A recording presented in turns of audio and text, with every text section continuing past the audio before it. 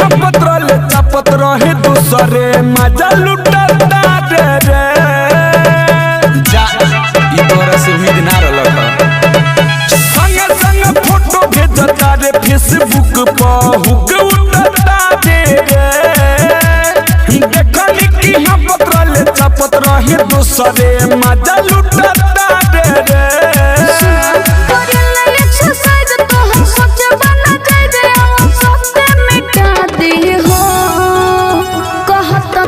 photo पर भतार लिख के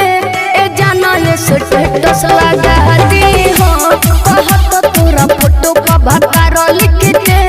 ए जाना ये स्टोरी लगा दी हो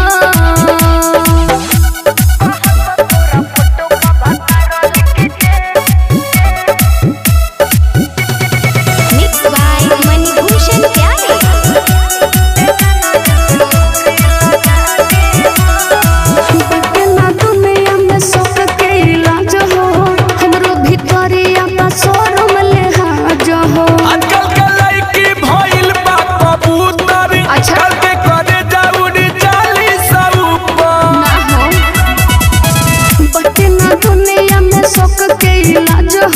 हमरो भितरिया पर शोरूम ले हाजो हो आजकल के लड़की भइल बा कबूतर कल के करे जाउडी चाली सब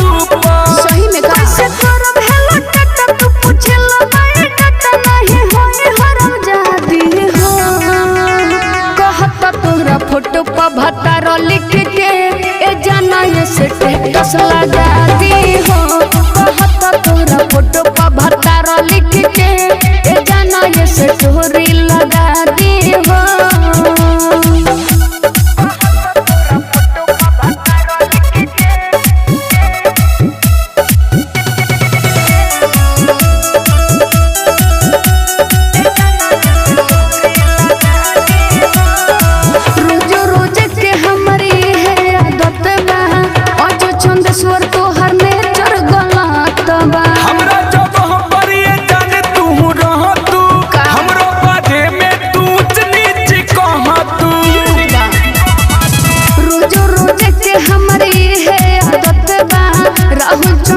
तोहर नेचर गलत बा हमरा जगह पर ये जान तू रह तू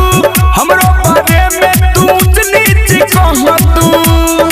असगोला बेला का छोड़ो ये झमेला हमसे कोई तू शादी हो